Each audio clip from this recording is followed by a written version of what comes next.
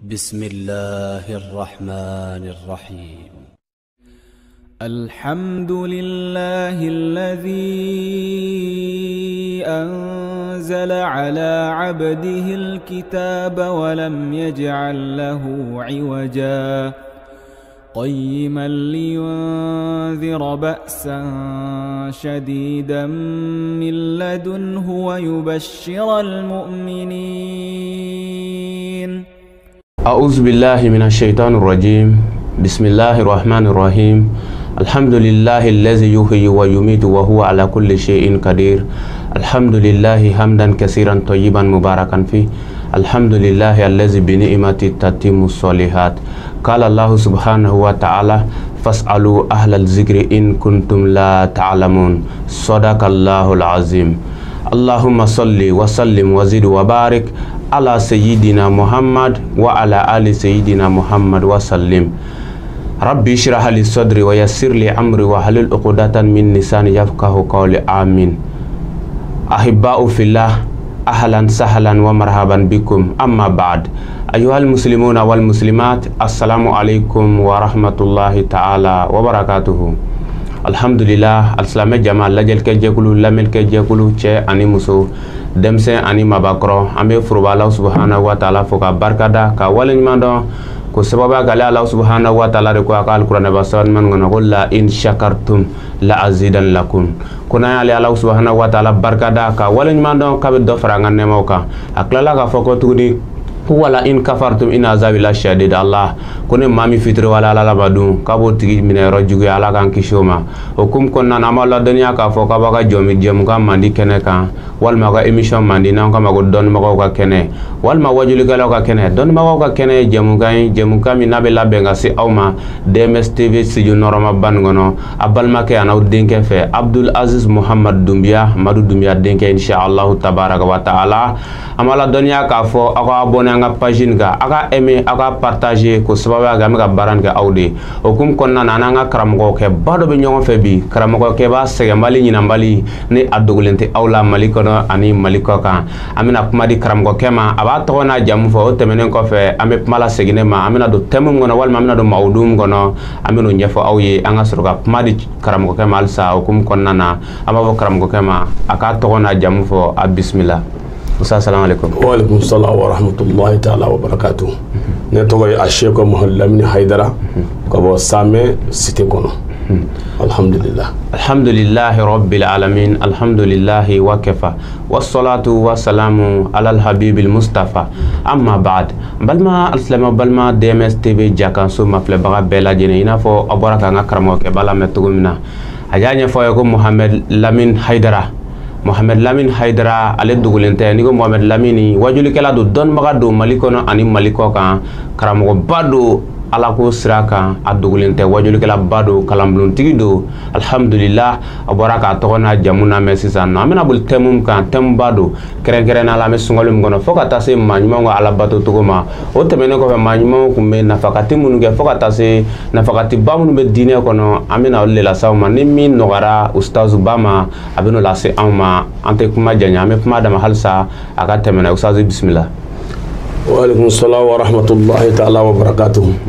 اللهم صل على سيدنا محمد وعلى ال محمد وسلم تسليما. اللهم صل على سيدنا محمد الفاتح لما خلق والقاتم لما سبق الناصر الحق بالحق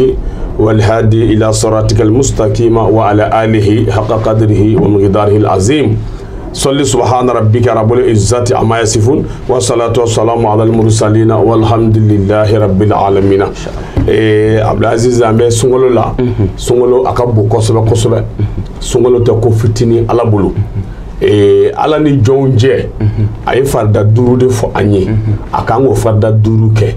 o akola Allah ne anyo ke ale ala bi ya fa amma o atomunu mbei o be ale ala re bulusa nga ay min nga ma ja kusai ni jebe bena oka kira o chirani ode Donibaw chirani ode manyo ne yo ode fanye o e farda duru ndi ala min di aka chide mano ye Muhammadu Rasulullah sallallahu alaihi wasallam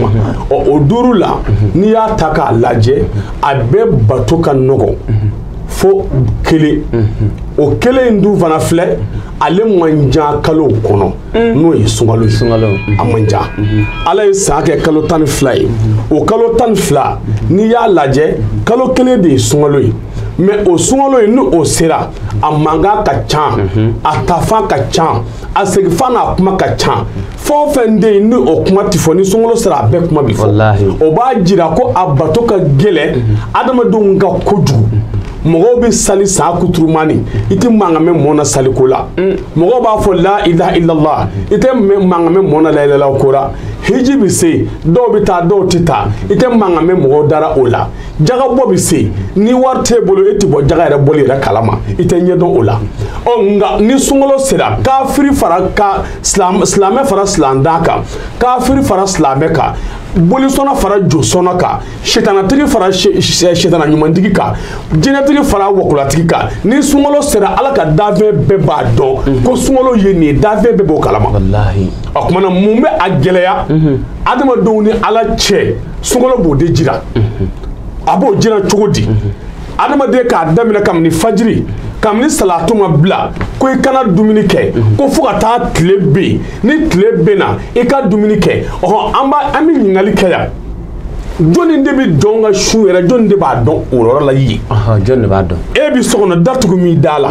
dumuni b'i kɛrɛfɛ ji b'i kɛrɛfɛ datugulen don e dara e siranna ala ɲɛ i ma sɔn ka dumuni in da k'a dun i ma sɔn ka ji in da k'a min e ma ka foyi la ko ne sunnen don a kumana ka kɔngɔ y'i dekun minɔgɔ y'i dekun i y'o bɛɛ de to yen i ma sɔn ka o si kɛ ko ala de bɛ yen a kumana sunbaatɔw sara o bɛ ala de bolo tɛ ala ka dafɛn bolo ayi o tɛ ala ka dafɛn bolo sunbaatɔw sara o bɛ ala de bolo o tɛ ala ka dafɛn bolo parce que mɛlɛkɛw tɛ ɲɛ dɔn o la o kɔngɔ b'e la kɔngɔ t'e la mɛlɛkɛw b'o dɔn wa n ko kɔngɔ yɛrɛ ye dafɛn kɔngɔ ye dafɛn Allahu Akbar mɛlɛkɛ ye dafɛn adamaden ye dafɛn ɔ kiraw ye dafɛnw ye nka k'a dɔn adamaden k'i kɔngɔ lamuɲu o k'i deku k'i tɔɔrɔ e ma se ka sɔn ka ji min i ma sɔn ka dumuni kɛ ko ala ɲɛ b'i la n'o tɛ o yɔrɔ la mɛlɛkɛw ɲɛ t'i la yen o ale ye ji ta k'a min e yɛrɛ bolo e ɲɛ tɛ mɛlɛkɛw la mɛlɛkɛw ɲɛ t'i la o y'i ka jate de ye ɔ nka i b'a kɛ don de kama ala ɔ nka su in yɛrɛ a tɛ kɛ mɛlɛkɛw fana kama o ni mɛlɛkɛw don anw t'a kɛ o parce que ala ye anw da ka anw bɔ yen ni mɛlɛkɛw ye kuranɛ y'o fɔ an ye o a ko wala kadi kɛra munna bani adama wa hamalnahu fil birri wal bahri jɔ ilahir aya ala ko a ko tiɲɛni kan yɛrɛ la a ko ne ye n ka adamaden bonya ka tɛmɛ n ka dafɛn bɛɛ kan o dafɛnw mɛlɛkɛ b'o la o jinɛw bɛ o la o ni ala y'anw bonya mɛlɛkɛw ye ka anw bonya jinɛw ye a kumana anw bɛ se cogo di ka to kɔngɔ na sunkalo kɔnɔ ko jinɛw bɛ yen mɛlɛkɛw bɛ yen anw dun ka kusa ni o ye anw bɛ se ka kɔngɔ lamu olu kama cogo di ka kusa ni maa min ye o tɛ se ka kɛ o tɛ se ka kɛ ɔ nka dafɛnw yɛrɛw tigi o de bɛ o de ye Allah o de ye ala ye ala de ye dafɛnw tigi ye a kumana an bɛ kɔngɔ min muɲu an bɛ minɔgɔ min muɲu an b'a muɲu jɔn de kama an b'a muɲu ko ala n'o tɛ mɛlɛkɛw tɛ an tɛ siran olu ɲɛ k'an bɛ kɔngɔ muɲu mɛlɛkɛw kama an tɛna muɲu jinɛw kama an b'a muɲu ala de kama parce que n'i ye ala lajɛ ala ye fɛn dɔ de fɔ kuranɛ kɔnɔ a ye fɛn dɔ de fɔ kuranɛ kɔnɔ a ko wa ma khalaqtul jinni wal insi illa liya'buduni a ko adamaden ni jinɛw aw ma aw da foyi kama adamaden ni jinɛ ne ma aw da foyi kama a ye ni ala bato o de bɛ adamaden kunkolo la ko ala ko an k'a bato n'o nana e kunkolo la e bɛ ji to yen kɛ i bɛ to yen kɛ i bɛ kini to yen i bɛ jɛgɛ to yen i bɛ sogo to yen nka n'o lemaniya ma na e la o dɔnni ma na e la e ma lemaniya o la a kumana i b'i den i bɛ ji min i b'i den i bɛ to dun i b'i den i bɛ jɛgɛ dun i bɛ sogo dun nka n'a ala danaya nana i na i b'a to yen ala kama o kumana sunkalo baraji maa tɛ se ka sunkalo baraji fo ka ban ala kɛra ye min fɔ an ye sunkalo la sallallahu alaihi wa sallam ala kɛra ko a ko sunkalo la ala ye bonisiba de kɛ sunkalo la silamɛw ye bonisi sugu jumɛn ala ko an ma a y'a fɔ ala kɛra de ye a ko muhamadu a ye fɛn damadɔ fɔ ala kɛra ye ako Muhammadu ako jumashu ma wa keme min kan ta janime kono ni deli tanye ako jumashu mbo o ma wa keme ta ko do aljina kono e ala kira kama Ustaz ma yap man fam jumashu ma wa keme ala ya far o ma janime kan munu kan do janime kono nu ma ja kusado ala ko ya far ulu ma jumashu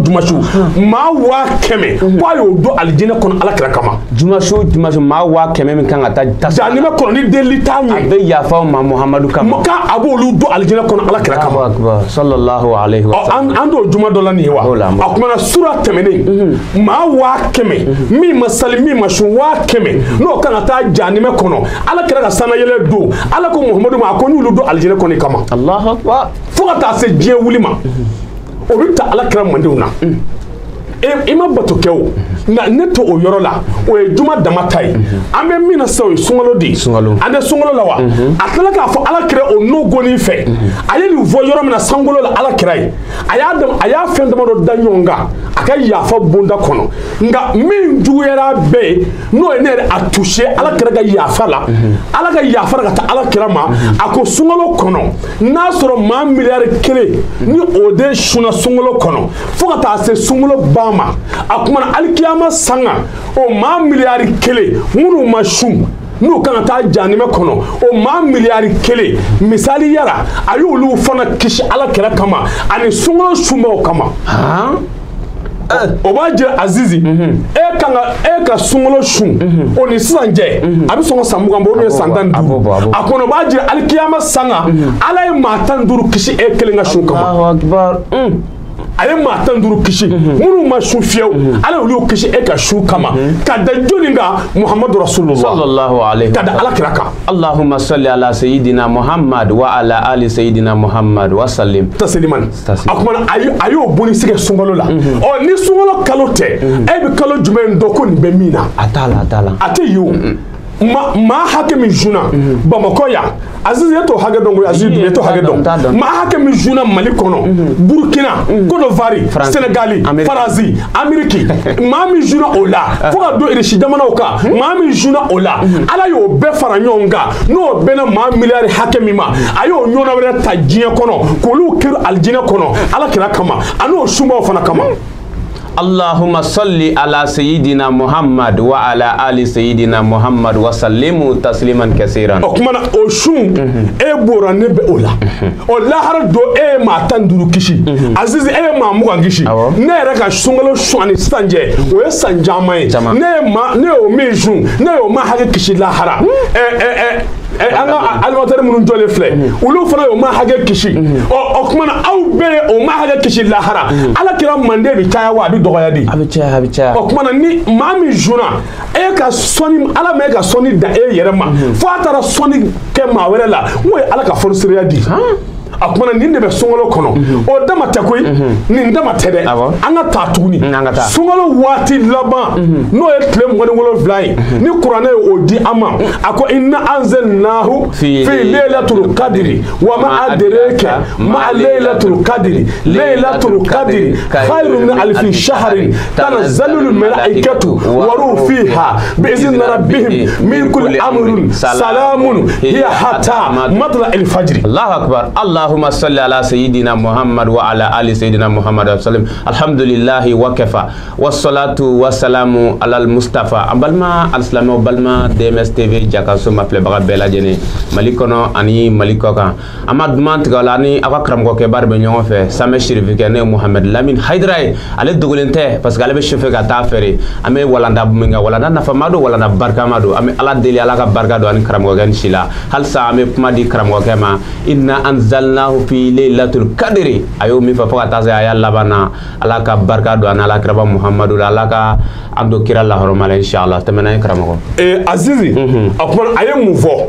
akoni yoro ina ako waru fiha bizni rabbihim min kulli amru salamun hiya hatta madra al fajr na'am ala koti nga ande ni yoro ina aye mi vo aya kofe ako khairu min alfi shahrin khairun min alfi shahrin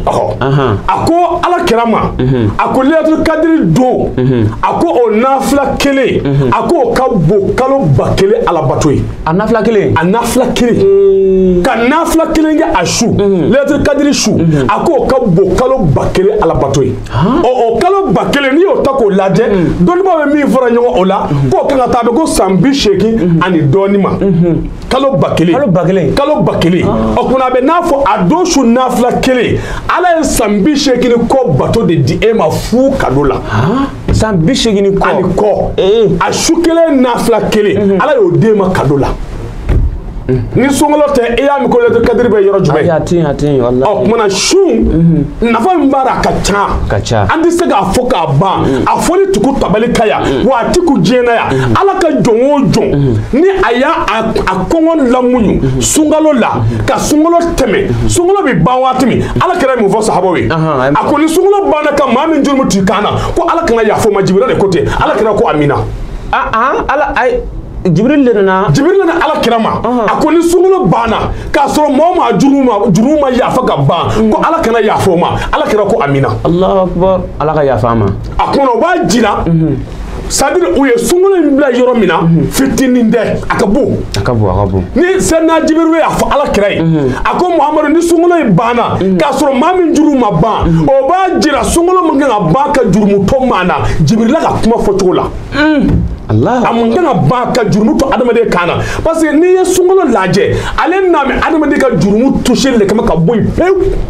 kana adamade ka jurumu to anana ka jurumu de to shele adamade ra pew fu kana tikana ki samaga ta kono wa dora ba kono ka juna be mamunu min ngi al kabur kono lahara e may joni ibita mena kamunu min ngali ka uluka adamade ka kaburu kono ni adamade sara sungolo kono ala ko ayu mena ko ngali boyka atisaka ba atiba nafati sungolo nafati ba e bi dode fuka toyi wa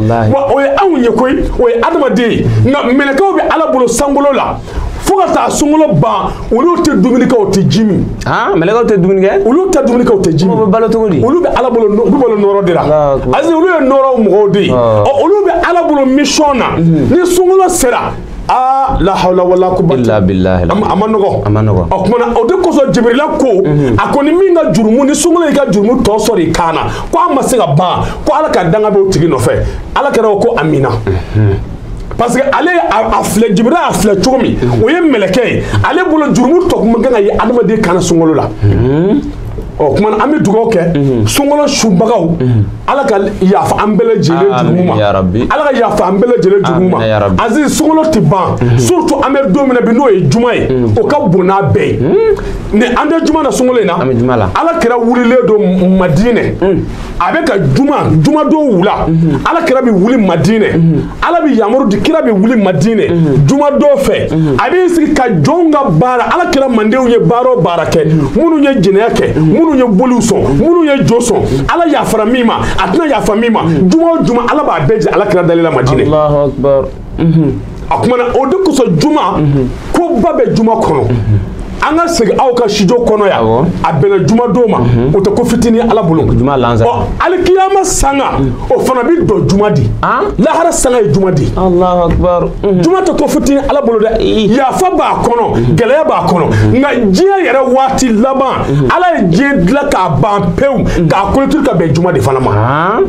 juma to ko fitini ala ka batola ko fitinde akuna surtout asungolo lama akuna ama jigiya koni ala ya fale do anjuru muma ala ka ya fa ambele jelema ala kira boye ko so wa salli ala rasul sallim alhamdulillah wa kafa wassalatu wassalamu ala alhabib muhammad mustafa ambalma aslama balma DMS-TV jakaso mafle baga bela jeni malikono ani malikoka amega boli temum ga walma maudum ga tem barga mado temu nafa mado ambalma ga nanga ustaz ba nanga karamgo ke ba nuba fa ko same shirif ga Mohamed Lamine Haidara ka bo same alhamdulillah ne Mohamed Lamine fo ibi don magadu fo ni ya fo ibi segu fo ni segu fo iba do don dugudo ni segu fo segu dugumi do don magala kaw do alhamdulillah bamako kona fene Mohamed Lamine Haidara adugulen tem malikono ani malikoka alhamdulillah baga boli mawdu nga no tem na famado tem barka mado ame strada ma alsa aka anjidi alsa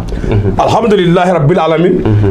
amitem flana min da flana sungolo kono o ye maa ɲumanw ka bato kɛcogo ye maa ɲumanw Azizi dɔnni ko tɛ dɔnni ko tɛ ala ka ɲumanya o ti dɔnni nɔfɛ nka ti dɔnni nɔfɛ o ye kɛrɛnkɛrɛnli de ye i b'a daminɛ Mali kun fo a kun an bɛ waso ni cɛba minnu ye an bɛ cɛba minnu ka kuma fɔ i b'u ɲininka diplôme joli kun bɛ cɛba ninnu bolo a kun tɛ yɛrɛ o mais o to yen dɔgɔtɔrɔya tɛ yen dɔgɔtɔrɔya tɛ yen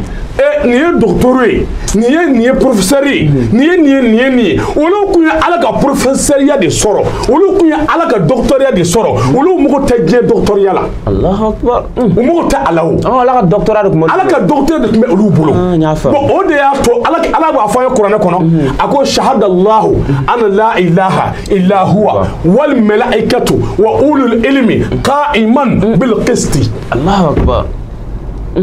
ala ye kɛrɛnkɛrɛnli kɛ sisan a m'a fɔ ten wa a ko ulul ilmi qa'iman bil qisti o ye ala ka dɔnnibaa jumɛn ye ala ko a ko ne ala bɛ yen ma tɛ yen ni ala kelen kɔ ni n ka mɛlɛkɛw wa ulul ilmi qa'iman bil qisti ani dɔnnibaa minnu de don bɛ tiɲɛ ka tiɲɛ awɔ tiɲɛ a y'a wolomaya a ko dɔnnibaa minnu don bɛ tiɲɛ kan olu ye jɔnni ye an ka cɛba minnu dɛmɛna i n'a fɔ ɲɔrɔ karamɔgɔw Bashiri Sosɔnw Cɔri Adi Camu Da Somoru Futiw Alpha Siriki Bertɔnw Ginjo Alimamiw Seko Salaw Amundala Seko ninnu Seko Mutakebu Kunti ninnu Seko Iba Ɲasi Kawulaki ninnu ani Seko Siri Bamba ninnu Seren Tuba ani Usmani Fodiya ninnu sɔgɔtɔ ala ninnu ye ala ka gɛtɔrɔ de ye ninnu bɛɛ tun ye kɔlɔsi cɛbaw ye u ma dɔgɔtɔrɔya ɲini u ma professoriya ɲini olu y'u sɛmɛ ala la ni kɔlɔsi de ye ka ala wele fo ala yafar'u ma fo ala sɔnn'u ye ka tila ka dugu kabila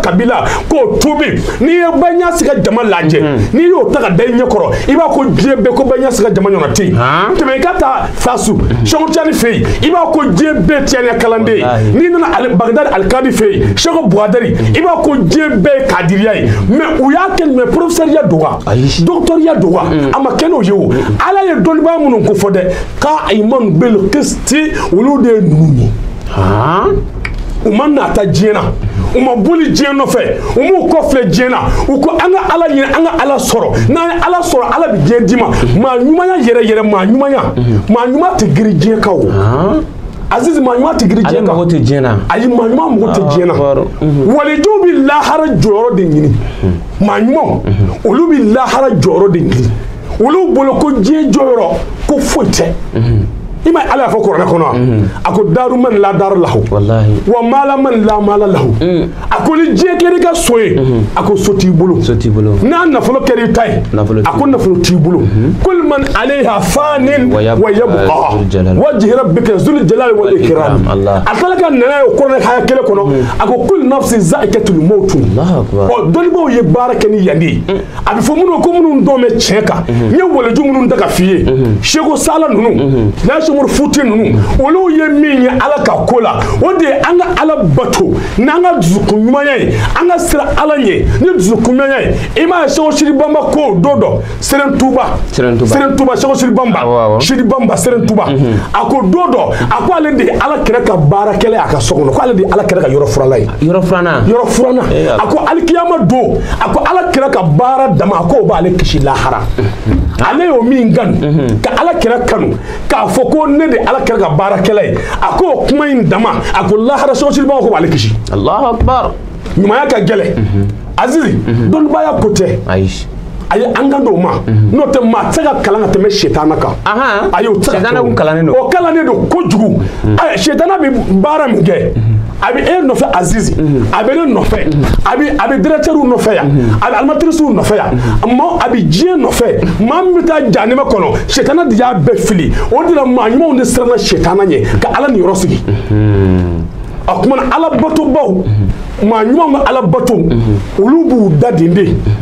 waliju ka ala bato cogo dɔ dɔ nana se n bɛ waliju dɔ d'i ma yan u b'a fɔ ko Seku Buwadiri Jelani kutubu arabaniya kutubu samadaniya Gawusu Kiyasu Fɛli Falaleni Baduru Balaleni Nanamuru Kɛru den ani Sufi Musa den Bagdadi Alikadi ani Bagdadi Alimami Seku Buwadiri Jelani aga karamo baro kumbe wa ko sheko taj arifina abdul wafa bismillahir rahmanir rahim abora ko kono abe sufiyara annana so sheko boaderi joledo abina salli moye lazara abina lazara salli moye sheko boaderi jome abina lazara salli watimi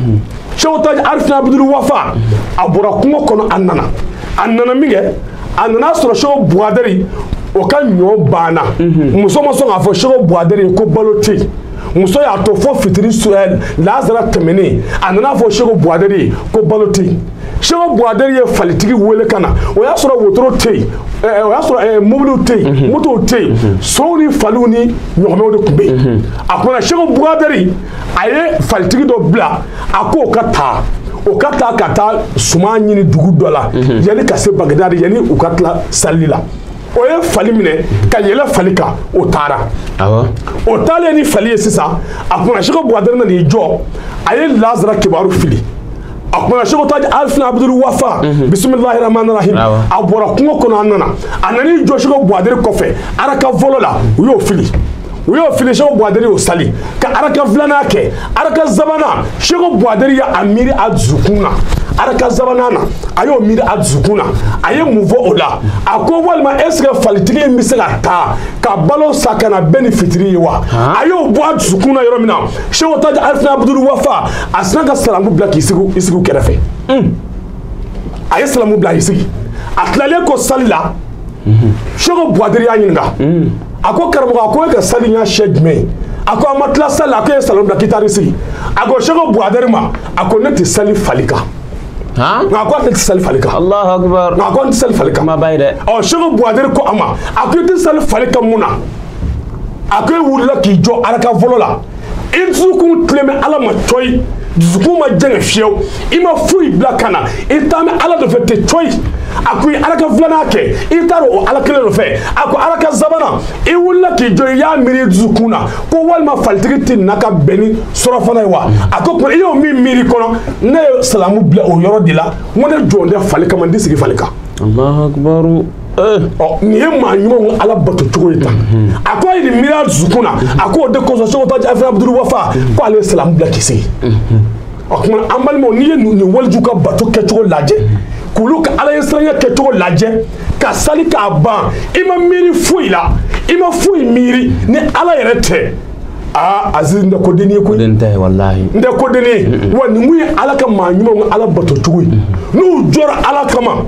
o jɔra ala de kama koyi dafɛn tɛna kunkolo kɔnɔ hali sali la maa min bɛ sali la a bɛ bobara siɲɛ na a bɛ sali la a b'a tɔgɔ siɲɛ a bɛ sali la a b'a kunkolo siɲɛ a bɛ sali la a b'a nu siɲɛ ni kawla bɛ sɔrɔ baara bɛ sɔrɔ a bɛ ten dɛ nka ala jɔn olu t'a dɔn yɛrɛ ko kawla ni baara bɛ sali la parce que olu bolo e jɔn bɛ ala de kama e bɛ se ka sali cogo di ka dafɛn dɔ miiri min di ala ye olu bolo k'o tɛ se ka kɛ nka anw bolo kun anw bɛ to sali la a hakili bɛ yirimajɔ n ka wari dɔ kan ka sɔrɔ yen walahi AZIZ an ka t'o nɔfɛ i bɛ to sali la i hakili b'ara fɔ Faransi n ka mobili dɔ e bɛ Bamakɔ yan mobili bɛ Faransi e hakili bɔra mobili kan ka don yan a bɛ den dɔ ye cogo di e bɛ sali la ni kawla ma e sɔrɔ baara bɛ sɔrɔ ala batobaw de bana diɲɛ na tan i bɛ se la sini nasɔngɔ a lɔmi biri bɛ misiri kɔnɔ i y'a dɔn AZIZ Doumbia o de ye baara ye Doumbia ni fɛn bɛɛ a lɔmi biri bɛ misiri kɔnɔ sini da bɛ kɛ cogo min a kamana gana kɔfɛ maa miliyari tigi jɔlen don o m'o t'a la alimami bɛ salamu bila yɔrɔ min na o b'a sɔrɔ sali yɛrɛ da t'a kɔnɔ bilen misiri dɔw bɛ alimami bɛ te turu ka te turu fo a bɛ taa fili bada ni kawla yɛrɛ la ala ni kamana gan fɛ o kuma na an bɛ ala deli ala k'an fara ala jɔnbaw kan ala ka limaniya d'an ma an ye cɛ minnu fɔ AZIZ n'i siranna ala ɲɛ ala ka dafɛnw ala b'u bila u bɛ siri ɲɛ walahi o tiɲɛ ala yɛrɛ ko ten i m'a ye nasara ye sogo siri bamba minɛ Serigne Touba nasara y'a minɛ don min u y'a don avion kɔnɔ a jiginna ka na dɔgɔ filasali duguma k'a ka wolo kɔngɔ a taara Touba u y'a don bateau kɔnɔ ka taama n'a ye kɔgɔji kan a k'u ma ko a bɛna sali nasara ma sɔn a y'a ka golo da kɔgɔji kan ka dɔgɔ fila sali ka golo kɔngɔ kɔgɔji kan fo ka poussière bɔ a taara yɛrɛ sɔrɔ Touba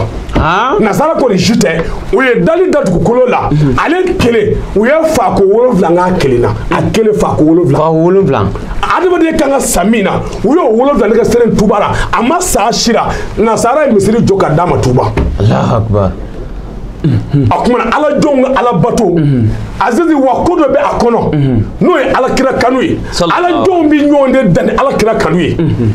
azizi ni ala kira kanu n'a sera yɔrɔ dɔ la e tɛ bɔ kɛ bilen e tɛ ɲinɛ kɛ bilen o bɛ ala kira kanu kɔnɔ Allahu akbar la ilaha illallah muhammadu rasulullah alhamdulillah rabbil alamin alhamdulillah hamdan kaseeran طيبا مباركا فيه الحمد لله الذي بنعمته تتم الصالحات بلما الاسلام وبلما DMS TV jakasu mafle baga bela jeni malikono ani malikoka walanda nafama walanda duma balma ke ananga karamo ke ananga ustaz ba al ustaz MOHAMED LAMINE haidara ke shirifu ke ama foga barkada ka walen mando halsa anga sangato e sanga dama doni ame kumada ma halsa manyo ga la batugo manyo ga la nyesrain manyo ga dumuni ke ta foga tase manyo ka sunogotugo alhamdulillah ustaz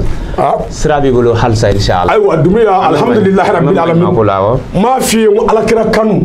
manyo e nyonde dali alakira kanu sallallahu alayhi wa sallam manyo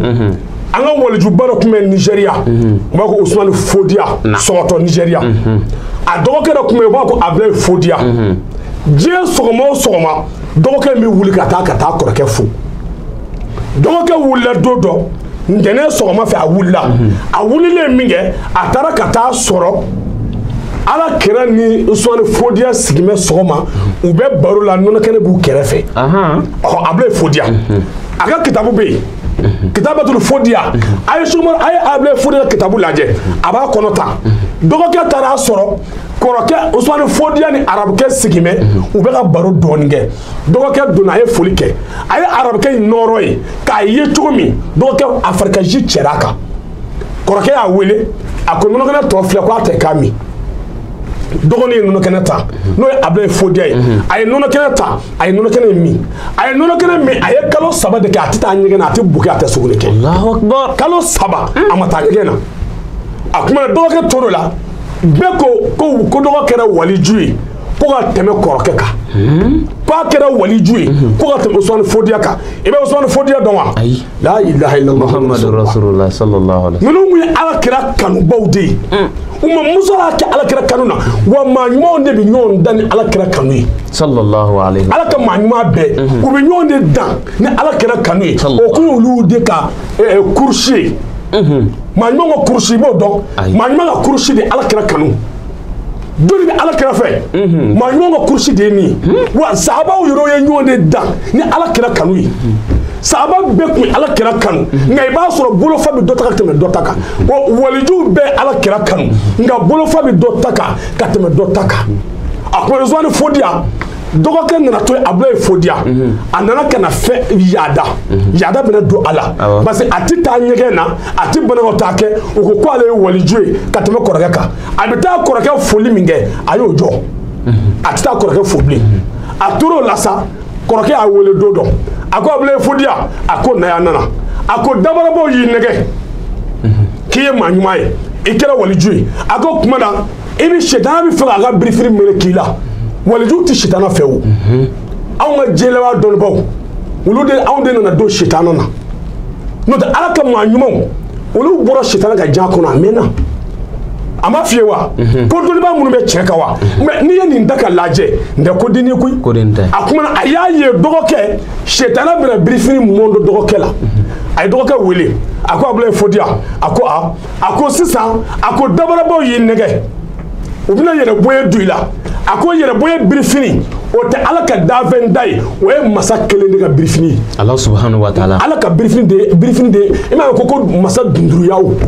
o ni ya me ko dunduru yawo o koro de ko yere boye masa Allahu akbar akuma aka brifini ala ti fe ala ti son fiew ka fe do fara aleka kibo bonye ima ya akoko bolima ni sara kibi kafir la mata jani makomo o chen o ye munye ka fe do fara ale alaka flangan ka fo ya ati son ala to fe ala de to fe aba fo yoro be ako shahadallahu an la ilaha illa huwa akoni ala shere yara ngam masayara ngele a y'a fɔ a ka kira bɛɛ k'a daminɛ Adama na ka n'a bila nabi Isa la ka n'a bila kira ngalontigɛ bali kira goro minɛ na o ye Muhamadu Rasulullahi nabi Shamardalo ale n'i y'ale fɔ ale bi anw ka énergie de wuli wallahi y'a dɔn ale ni kira tɔw man kan wallahi ani nabi ɲuman tɔw man kan ale ni walijuw man kan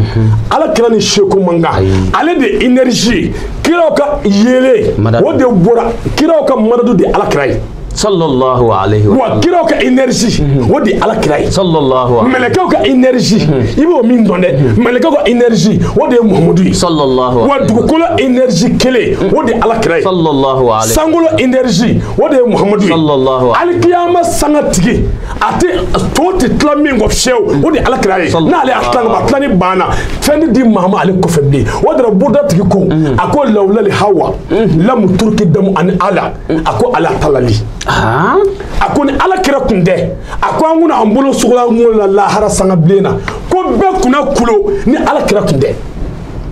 buda tigi de y'a f'i ye tan n'i nana buhimu tigi kɔnɔ o fana y'a lakali o a ko nabiyu azimul qadari bil haqi mursalu a ko yuhalu bihi musgana tiflan wa yulhalu a ko falillahi minhu wa huwa ala wa kimalu aminu li irshadil ibadi muahalu habibu bi asril qulubi mumbawa Allah alhamdulillahi rabbil alamin alhamdulillahi hamdan kaseeran tayyiban mubarakan fi اللهم صل على سيدنا محمد وعلى آل سيدنا محمد وسلم قال الله تبارك وتعالى إن الله وملائكته يصلون على النبي يا أيها الذين آمنوا صلوا عليه وسلموا تسليما كثيرا اللهم صل على سيدنا محمد وعلى آل سيدنا محمد وسلم أستاذ حيدرا تمنى الحمد لله رب العالمين أخونا على كرا على بنا دومنا nale tede ala kira re korobara bi ta domi mo do de adona ko min bi Allahu akbar kira ni abalmo Abdullah ni abalmo mbi fika ko wala nda tiga ya ka do ko cheni ko energy do ma fieti ala kira bi noro mina domina ala kira bano amina tay noro binana domi o ya soro ala kira fa Abdullahi ana do kana korode wul adoko akorode wulla ku ta feleke kungo ko Allah akbar o ta to feleke yoro la Abdullahi be mo ko fe kana koraka ba nyabu ko fe kata utura talila Abdullahi balaga ta yere soro asumele ko fe abalaka ya tarabo baji doka baji mbe noro e na Abdullahi ko abita baji bi do akoro abi kala kijo na ko abita baji bi do akoro abi kala kijo noro na kana Abdullahi fereke kana noro do Abdullahi yerefe jo noro kun ala kira noro yi sallallahu alaihi wasallam akuna noro doni ala akorakaw taraka tofu damane olu hakili yayi ka fo Abdullahi kumbe Abdullahi be mi olu yelema ka segi kana Abdullahi sura Abdullahi ko ale kumbe baji do cera ko abe kun noro yi o yala de kubo jinyini jiko ko yande o maji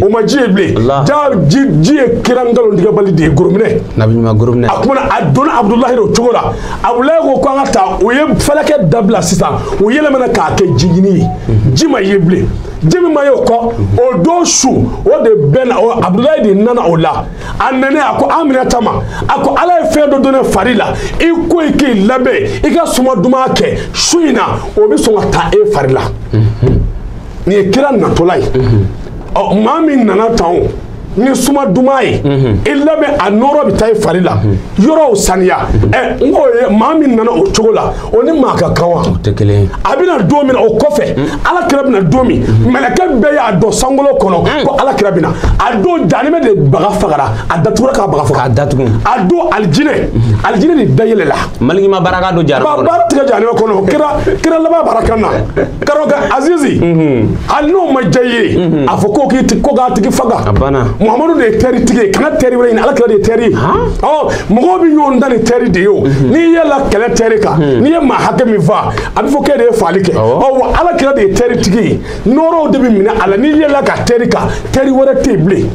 akuma o kele sisa ala mele ka o bla sangolo kono ako wa beki maku ngati de lababina abina leri mina ka tlaga du mele ka o jigi dugolo ka abina ay fe be jo lili be ka jo muso be ka jo muso sikana bangi le o militini kono mama bangi ga do muso ma bangi o ala kere ka militi kono ala ka muso tade munu mi pa no bi fada munu mi de wolo munu ma suranga bo munu mi usiki ka wolo munu bando ba akiri bunu ala ya be jo o yola o militini kono fo ala kere kana bara be jo ka akiri makono na le to mo ka dafe wa ala kere ko fo tika dafe ale kira goromine di kira front la kira laba adamne ni laba ni tamanje ibo daka khatimin nabiyina wa imam mursalina ne tayde ale de khatimin nabiyina kadla ga khatul wasatu ala kira de tamanje ha ale de tamanje ale de solution rate ale de bajoy ne ale te ko rate yo ngabre do melaka o de damakashike ha Azizi, ango toy bani, femi nga jugu je fe bay, femi mo bi sra femi, ala ka davona, a jumene ka farni fe bay ala ka davona Azizi. Ala ka davona. Ala ka danda fona. O tuna ga waray. O ti waray. Azizi, dumia tongo fie doni. Ibo don, me I hakilita yi sister. Ala ka davenda, mi nga fari dave bay, we me kal motui. O chene sa o de bi wara fa ala ka na chejenya o de bi wara ira fa o de bi adama de ba o de bi jinaw ba o de bi melakaw ba o de bi dana fe be ba melakal motu Azraila nga ala ba ci domina ko ka ta ala kira no fe mo ala ya faidi akodi tara ladamu ibasigi kana giri na maso atui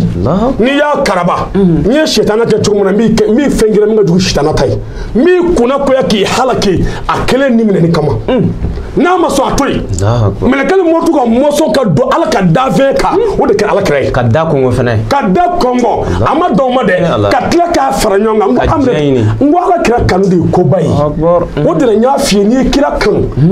nabi to ka fongo wajulu kono Azizi on ni janime kesra la parce que muna on nyaje fe do ala kira kanu akishira wallahi ama sali ama shu ama jagabo ama heji ate heji do ate sali do ate jagado ate shundo ala kira kanu dama o kanu dama o te dama yede kuma na tabolo do ayi ala kira kanu minge ala ya fara ma o Muhammadu kanu kama Allahu akbar o joni shirika jani o buraku buraku mi yela na sana yela na mi yela ala kira sana yela la o buraku fla fo buraku saba wulu de kuma aljina kono buraku min dara ala kira kanu fe ale pasara parce que aljina dondala avant de ma ga nyele ko folo na aljina dondai aka nyele ko folo aya sebene aljina dadira ko la ilaha illa allah muhammadur rasulullah Allah wa sallallahu ala kira kanu Azizi walijuwa nyone danini wa sabo nyone temenani e ma sayyidina ali ami wala kira ma sayyidina ali ko ay ala kira laje sayyidina ali ako ala kira ma dodo ako mamudu te chejan ako che surmande ako kuzigi ngamaga ako korla kamaga noro bo korla la ako ala kira nyeda ako koliledo ala kira nungala ako tlenedo ako ala kira nyekise ka fimanike ka jema ke koli ka shogola bla okono ako ala kira darane ako de kafurai ako ala kira nyingise ako de jamangise ako ala kira kangonna ako ngiringiri sigime ako ala kira dishi ako de fereme ako ma jenge kama ngu jengende ako tlenedo ako ala kira konobara ako de doni ako ala kira nugu an ala kira fovo an ala kira bie ako de noroi ako ala kira sevla ako de damakenedo ako ala kira sevura ako tlenedo ka shu tarandara oka ako ne ala kira adawa yana ka datu ako nore poi ka ba ala kira dakono ako ala kira nyuni nyonje ako ne yo laje ako bi noro de tematulai ala kira nyini nyonje ako ala kira ne ko de ala kusumai ako ala kira zukun ko de ala nyesranyai ko de hine ako ala kira bitama ako ama ko jatara dimoti sigi ala kira la